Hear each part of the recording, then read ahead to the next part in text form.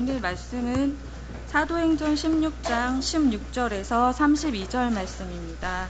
신약성경 215페이지입니다.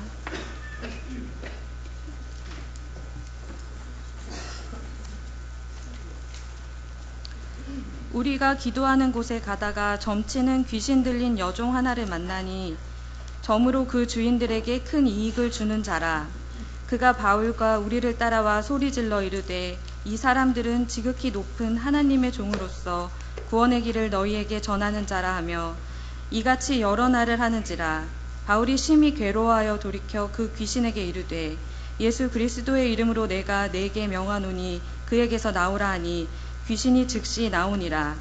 여종의 주인들은 자기 수익의 소망이 끊어진 것을 보고 바울과 실라를 붙잡아 장터로 관리들에게 끌어갔다가 상관들 앞에 데리고 가서 말하되 이 사람들이 유대인인데 우리 성을 심히 요란하게 하여 로마 사람인 우리가 받지도 못하고 행하지도 못할 풍속을 전한다 하거늘 무리가 일제히 일어나 고발하니 상관들이 옷을 찢어 벗기고 매로 치라 하여 많이 친 후에 옥에 가두고 간수에게 명하여 든든히 지키라 하니 그가 이러한 명령을 받아 그들을 깊은 옥에 가두고 그 발을 착고에 든든히 채웠더니 한밤중에 바울과 실라가 기도하고 하나님을 찬송하며 죄수들이 듣더라. 이에 갑자기 큰 지진이 나서 옥터가 움직이고 문이 곧 다 열리며 모든 사람의 매인 것이 다 벗어진지라. 간수가 자다가 깨어 옥문들이 열린 것을 보고 죄수들이 도망한 줄 생각하고 칼을 빼어 자결하려 하거늘 바울이 크게 소리질러 이르되 내 몸을 상하지 말라. 우리가 다 여기 있노라 하니 간수가 등불을 달라고 하며 뛰어들어가 무서워 떨며 바울과 실라 앞에 엎드리고 그들을 데리고 나가 이르되 선생들이여 내가 어떻게 하여야 구원을 받으리이까 하거늘 이르되 주 예수를 믿으라. 그리하면 너와 내 집이 구원을 받으리라 하고 주의 말씀을 그 사람과 그 집에 있는 모든 사람에게 전하더라. 아멘. 주전 356년 알렉산더 대왕의 아버지 필립 2세가 건설한 도시로 로마 공화정이 막을 내리고 로마 제국 시대를 여는데 결정적 역할을 했던 빌립보 전투가 벌어진 곳.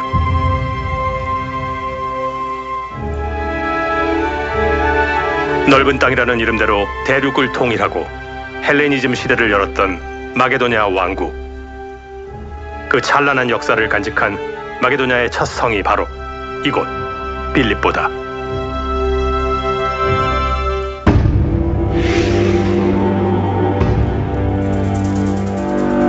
그러나 기대와 다른 곤란한 상황을 맞닥뜨리게 되는데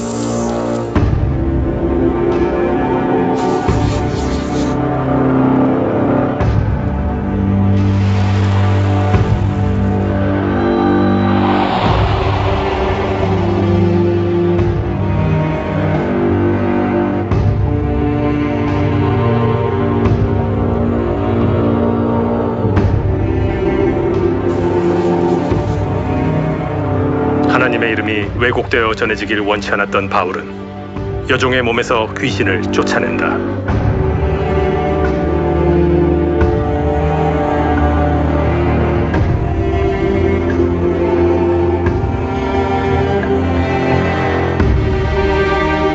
두 전도자를 따라다니며 괴롭게 했던 귀신은 떠났지만 이날 바울이 행한 이적은 또 다른 사건의 불씨가 되었다.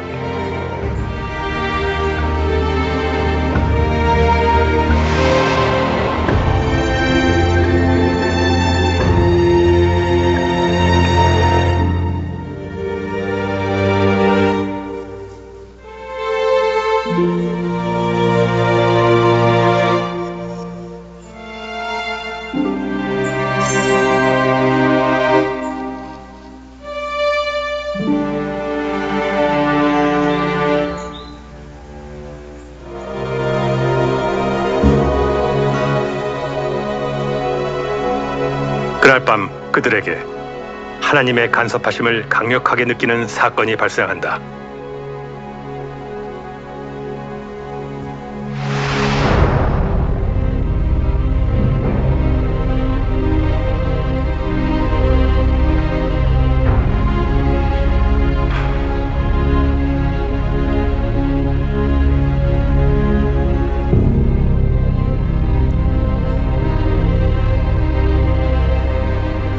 자신은 이미 죽은 목숨이라 생각했던 간수. 그는 두 전도자 앞에 무릎을 꿇고 이렇게 물었다.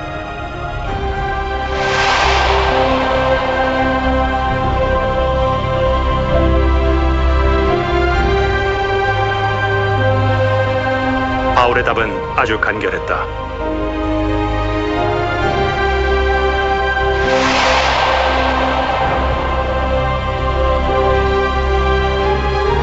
그렇게 감옥에서 만난 간수와 그의 온 가족이 빌립보의 두 번째 열매이자 두 번째 확증이 되었다.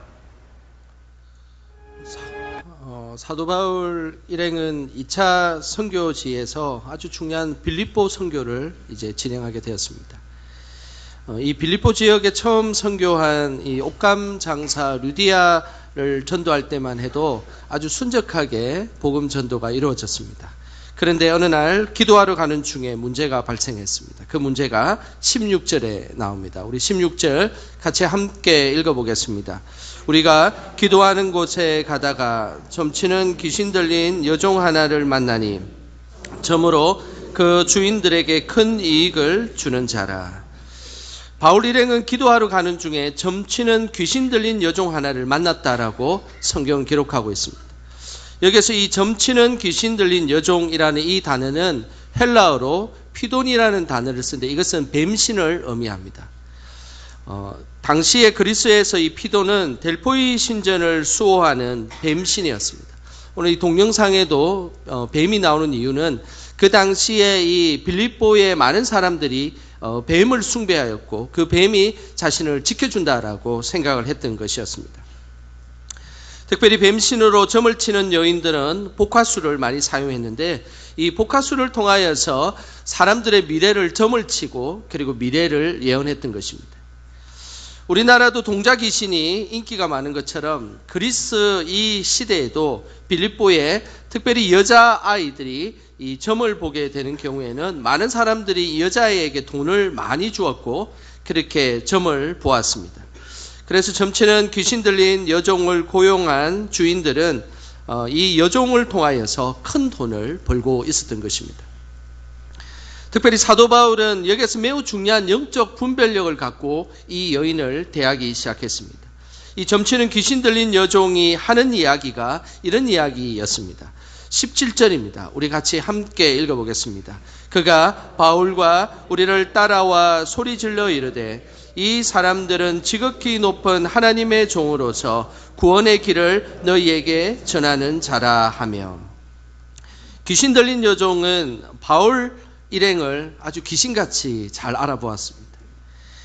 바울을 향하여 이 사람들은 지극히 높은 하나님의 종으로서 구원의 길을 너희에게 전하는 자다라는 것이죠. 어느 누구도 바울에 대해서 이렇게 정확하게 한 문장으로 요약해서 이야기하는 사람이 없었습니다. 그런데 이 점치는 이 여종이 이 사람들은 지극히 높은 하나님의 종으로서 구원의 길을 너희에게 전하는 자다라고 아주 사도 바울의 이 사역을 매우 정확하게 정말로 귀신같이 이 사역을 알려주게 된 것입니다.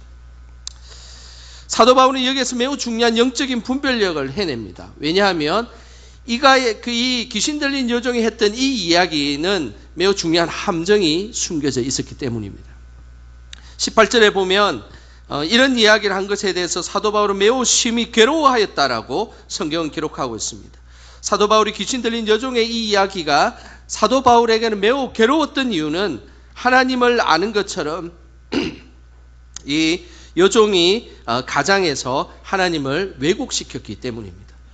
실제로는 하나님에 대한 사역을 하는 것처럼 소개하고 있지만 그 여종이 이야기한 것을 깊숙이 들여다보면 그것은 오히려 하나님을 왜곡하는 행위로 들려졌기 때문입니다. 귀신 들린 여종이 말한 지극히 높은 하나님이라는 이 호칭에 이 하나님이라는 이 헬라어 원어는 하나님이라는 구체적인 의미가 아니라 제우스 신을 의미하는 단어를 사용했기 때문입니다. 그러니 그 여인이 했던 이야기는 이 사람들은 지극히 높은 제우스의 종으로서 구원의 길을 너희에게 전하는 자다라고 사도 바울은 귀에 들렸기 때문입니다. 그러나 이것을 분별하지 못했던 사람들은 제우스와 하나님을 온전히 분별하지 못했고 그리고 그 제우스를 전하는 사람으로 사도 바울을 오해했다는 사실을 우리는 기억해야 되는 것입니다. 이 부분에서 사도 바울은 하나님의 주시는 그 영적 분별력을 통하여서 이 여인이 하는 이야기가 아주 중요한 함정이 숨겨져 있었고 잘못된 이야기임을 발견하게 된 것입니다. 하나님을 한낱 다른 신과 비교한다는 것, 이것은 있을 수 없는 일입니다.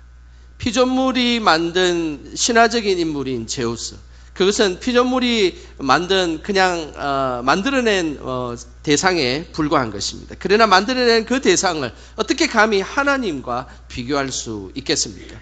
사도 바울은 귀신 들린 여종을 가만히 둘 수 없었습니다. 그래서 그 자리에 귀신을 쫓아낸 것입니다. 성경에 보면 하나님이 크게 진노하는 장면이 몇 번 나옵니다. 그 중에서 특별히 하나님께서 크게 진노했던 장면이 출애굽기 32장에 나옵니다. 출애굽기 32장에 보면 모세가 시내산에 십계명을 받으러 올라가는 장면이 나옵니다.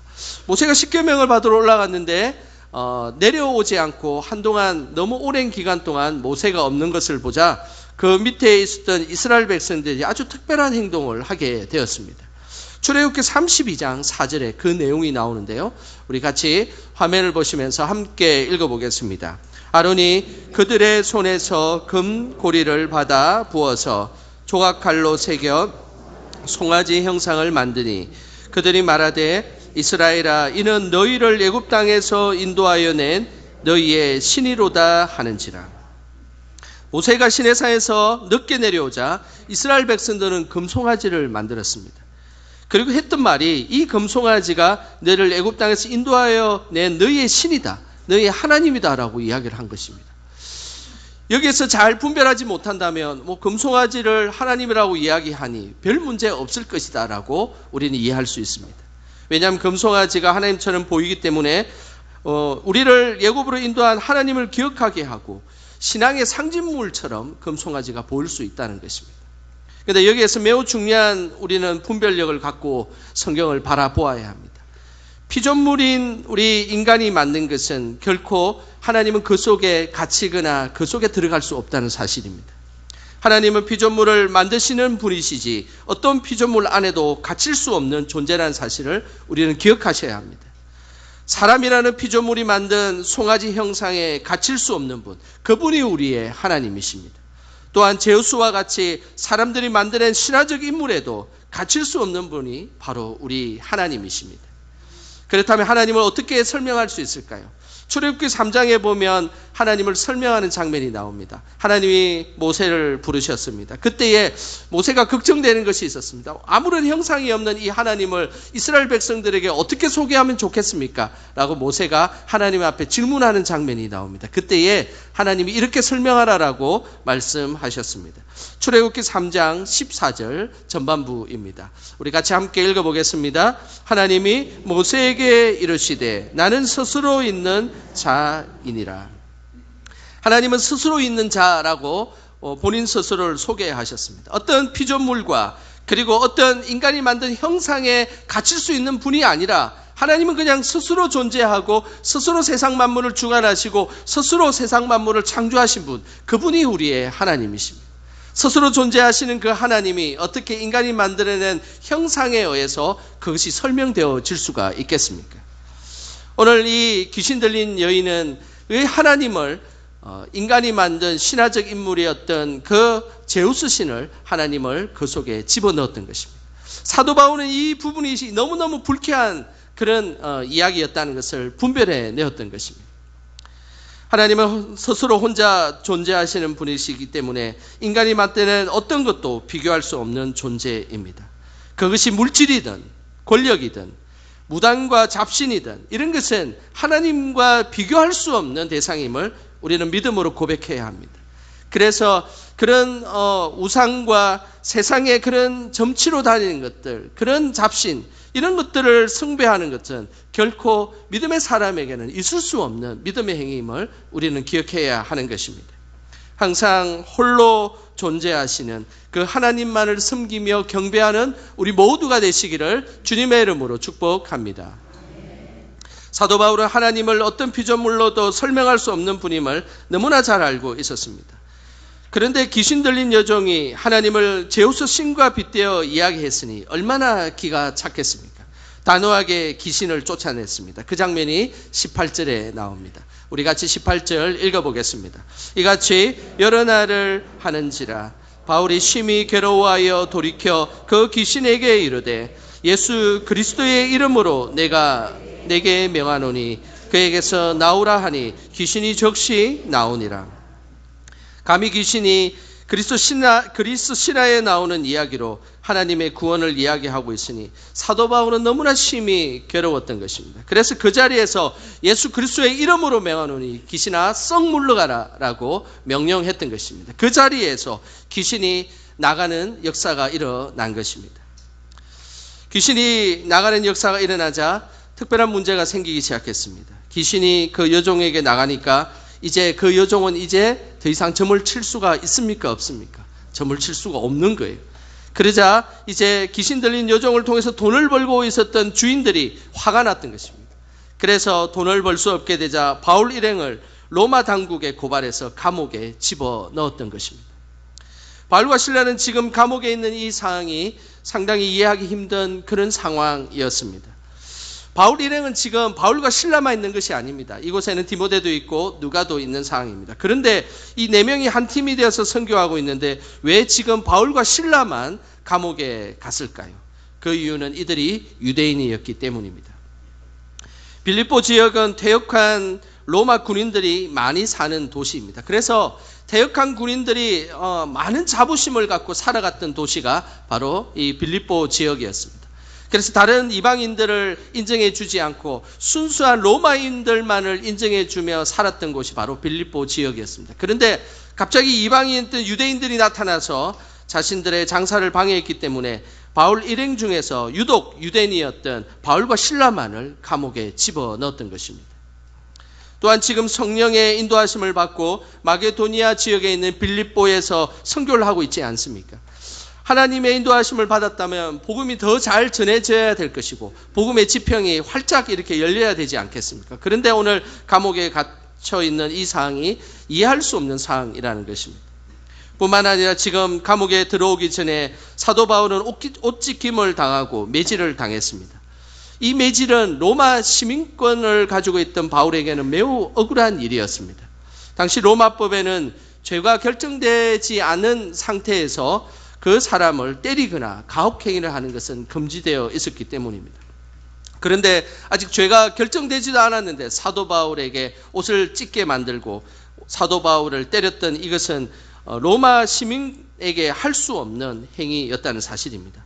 37절에 보면 나중에 때리고 나서 이 사실을 간수들이 알게 되었습니다. 이런 정황들을 볼 때 이 사도 바울과 실라가 들어와 있던 이 상황은 정말로 이해할 수 없는 상황이었습니다. 우리는 살아가다 보면 이해할 수 없는 일들이 벌어질 때가 있습니다. 이런 이해할 수 없는 일이 생겼을 때 우리는 어떻게 해야 할까요? 이 순간 바울과 실라는 하나님의 뜻을 구하는 시간을 가졌습니다. 그 모습이 25절에 나옵니다. 우리 25절 같이 함께 읽어보겠습니다. 한밤중에 바울과 실라가 기도하고 하나님을 찬송하며 제수들이 듣더라. 바울과 실라가 하나님의 뜻을 구하기 위해 기도하고 찬송을 부른 시간은 바로 한밤중이다라고 성경은 기록하고 있습니다. 이 한밤중은 시간상으로는 밤 12시를 의미합니다. 그러나 단순한 밤 12시를 의미하는 것은 아닙니다. 성경에는 우리가 드러나는 그냥 밤 12시가 아니라 이 한밤중이라는 것은 하나님의 뜻을 구하고 하나님의 은혜를 구하는 시간이 바로 한밤중의 시간입니다. 한밤중은 모두가 잠든 시간이고 누구의 방해를 받지 않는 시간입니다. 오로지 하나님의 임재만을 느끼는 시간, 그것이 바로 한밤중입니다. 그래서 성경에는 한밤중에 하나님의 역사들이 많이 일어났습니다. 하나님의 임재를 강하게 보여주었던 출애굽기의 10번째 재앙도 한밤중에 일어났습니다. 그리고 기드온의 300명의 용사가 하나님만 의지하고 미디안 군대를 물리쳤을 때도 바로 한밤중에 그 일이 일어났습니다. 이런 한밤중은 나의 생각과 나의 처지를 내려놓고 오로지 하나님께만 기도하고 찬양하는 시간이 되는 것입니다. 살아가다 보면 이해할 수 없는 일들이 생기고 깊은 웅덩이에 빠진 것 같은 느낌이 들 때가 있습니다. 일이 잘 풀리지 않고 정확하지 않는 나쁜 소문이 우리를 감돌 때가 있습니다. 그때 우리는 어떻게 해야 될까요? 우리는 그때 하나님께 임재를 구하며 하나님의 은혜를 구하는 시간을 가져야 됩니다. 그 한밤중의 시간을 가져야 한다는 것이죠. 이 시간 우리도 감옥에 있는 사도 바울과 실라처럼 한밤중이라 생각하며 하나님의 뜻을 구하며 찬양하는 시간을 우리 같이 한번 가져보겠습니다. 우리 이 시간 온 마음 다해 찬양하면서 하나님의 뜻을 구하는 시간 갖겠습니다.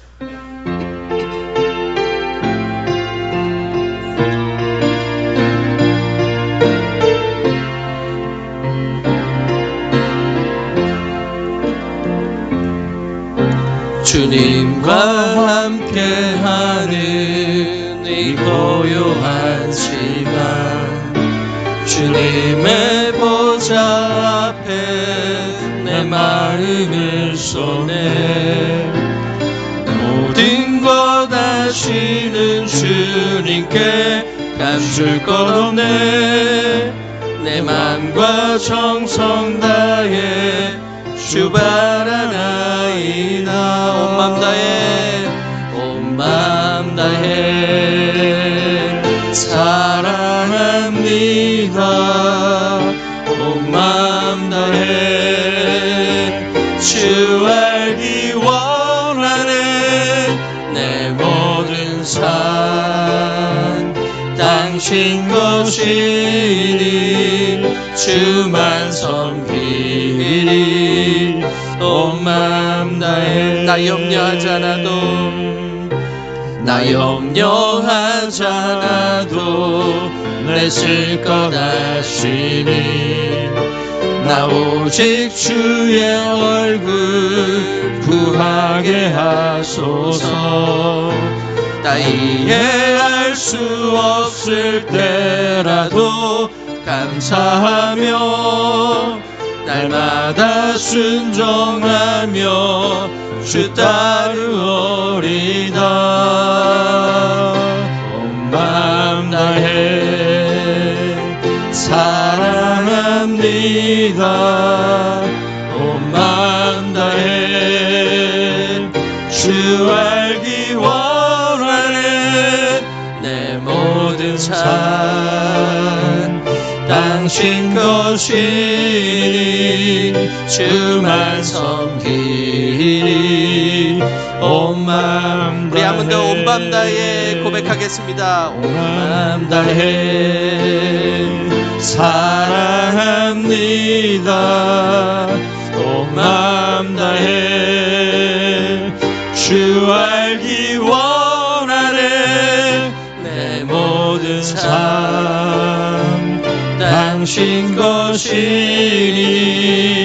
주만 섬기리. 온 마음 다해. 바울과 실라는 하나님의 뜻을 구하기 위해 이렇게 한밤중에 기도와 찬양으로 하나님 앞에 나아갔습니다. 이들이 깊은 하나님의 임재를 구하기 위해 찬양하였을 때 하나님은 바울과 실라에게 하나님의 뜻을 보여주셨습니다. 과연 바울과 실라에게 보여주셨던 하나님의 뜻은 무엇이었을까요? 이들에게 보여준 하나님의 뜻은 단지 옥문이 열리고 착고가 풀려서 감옥에 탈출하는 것이 아니었습니다. 만약 오늘 이 본문을 여기까지만 해석한다면 깊은 하나님의 뜻을 분별하지 못한 것입니다. 하나님의 뜻은 눈에 보이는 문제만 해결되는 것이 아니라 더 깊은 하나님의 뜻이 이곳에 담겨 있기 때문입니다. 진정한 하나님의 뜻이 31절에 그 내용이 나옵니다. 우리 31절 같이 함께 읽어보겠습니다. 이르되 주 예수를 믿으라. 그리하면 너와 내 집이 구원을 받으리라 하고. 하나님의 뜻은 다른 것이 아니었습니다. 바로 이 빌립보 지역에 복음이 전해지는 것이 하나님의 뜻이었습니다. 하나님의 뜻은 단지 기도하고 찬양하자 옥문이 열리고 착고가 풀려서 바울과 실라가 탈출하는 것이 하나님의 뜻이 아니었습니다. 그래서 오늘 이 본문은 기도하고 찬양하면 우리의 문제가 해결된다라고 해석하게 되면 이것은 반은 맞고 반은 틀린 해석입니다. 물론 힘든 일이 있을 때 기도하고 찬양하면 분명히 하나님은 우리의 기도를 응답해 주십니다. 하지만은 하나님의 뜻은 여기까지만 있는 것이 아니라 나중 이후에도 그 하나님의 뜻이 존재한다는 사실입니다. 한밤중에 바울과 실라가 기도하면서 찬양하면서 발견한 하나님의 뜻은 감옥을 탈출하는 것이 아니었습니다. 이 감옥의 간수들에게 복음을 전하는 것, 그것이 바로 하나님의 뜻이었습니다. 만약 감옥에서 탈출하는 것이 기도의 응답이었다면, 옥문이 열리고 착고가 풀렸으면 사도 바울과 실라는 그 자리에서 도망가는 것이 맞았을 것입니다. 그러나 바울과 실라는 결코 감옥의 문이 열리고 착고가 열리자 도망가지 않고 그대로 서 있었습니다. 왜냐하면 지금 이 순간이 바로 하나님의 뜻을 이루는 순간이었기 때문입니다. 바울과 실라는 두려움에 떨고 있던, 그리고 자살하려고 했던 간수에게 다가갔습니다. 그러면서 간수가 이들에게 구원을 요청하였습니다. 그때에 담대하게 바울과 실라는 주 예수를 믿으라, 그리하면 너와 내 집이 구원을 받으리라 라는 복음을 선포하게 된 것입니다. 그 순간 간수는 복음을 받아들이게 되었습니다. 그리고 그 순간은 또한 바울과 실라를 통해서 하나님의 뜻이 이루어지는 순간이었습니다. 하나님의 뜻은 바울과 실라를 감옥에 들어가게 하셔서 그 감옥을 지키는 간수와 그의 가족을 구원하기 위한 하나님의 뜻이 그곳에 숨겨져 있었기 때문이에요. 이것을 사도 바울과 실라는 하나님께 한밤중에 찬양하며 기도하면서 그 뜻을 발견하게 되었을 것입니다. 그 뜻을 만약에 발견하지 못했다면 옥문이 열리자마자 이들은 탈출하는 데 정신이 없었을 것입니다. 그러나 그들은 탈출하는 것이 목적이 아니라 그 속에 있었던 간수들에게, 그리고 그 간수의 가족들에게 구원을 전하게 되었던 것입니다. 간수의 가족들이 구원을 받는 장면이 34절에 나옵니다. 우리 같이 함께 읽어보겠습니다. 그들을 데리고 자기 집에 올라가서 음식을 차려주고 그와 온 집안이 하나님을 믿음으로 크게 기뻐하니라. 간수뿐만 아니라 그 가족들도 세례를 받고 그리고 하나님을 믿는 놀라운 역사가 일어나게 된 것입니다. 이 빌립보 지역에 이제 교회가 생기게 되었고, 루디아 가정을 통해 빌립보에 귀한 교회가 생겼고, 그 교회에 이제 간수들 그리고 간수의 가족들도 다 같이 그곳에 와서 하나님을 믿는 믿음의 공동체가 빌립보 교회에 생기게 된 것입니다. 하나님의 뜻은 다른 것이 아니었습니다. 사도 바울은 그 순간에 감옥에 들어갔을 때는 이 일이 일어날 것이라 그들은 생각하지 못했을 것입니다. 그러나 하나님 뜻을 발견하고 하나님의 뜻대로 행하자 그 빌립보 지역에 하나님 나라가 임하게 된 것입니다. 하나님의 뜻은 단순한 우리의 문제만 해결되는 것으로 머물지 않는 것을 기억하시길 바랍니다. 눈에 보이는 감옥문이 열리고 착고가 해결되는 것만이 하나님의 뜻이 아님을 우리는 기억하셔야 됩니다. 우리는 당장의 눈에 보이는 문제만을 해결해 달라고 요청할 때가 많습니다. 그러나 하나님은 문제 그 이후에 역사하시는 하나님의 은혜까지 우리에게 임한다는 사실을 꼭 기억하시길 바랍니다. 우리 안에 어떤 문제를 갖고 살아가고 계십니까? 분명한 것은 문제를 넘어서 역사하시는 그 하나님만을 바라보시길 바랍니다. 그러면 더 큰 역사를 통해 우리를 사용하실 것입니다. 그 사용되는 우리 모두가 되시기를 주님의 이름으로 축원합니다. 기도하겠습니다. 하나님 아버지, 우리의 삶을 세심하게 돌봐주시고 이끌어 주셔서 감사드립니다. 항상 찬양받기에 합당하신 하나님만을 섬기며 예배하는 저희들이 되게 하시고 하나님만 온전히 사랑하게 하옵소서. 우리들의 어려운 문제를 해결하여 주시고 문제를 넘어서 역사하시는 하나님만 바라보며 살아가는 저희들이 되게 하옵소서. 항상 우리를 가장 안전한 길로 인도해 주시는 예수님의 이름으로 기도드립니다. 아멘.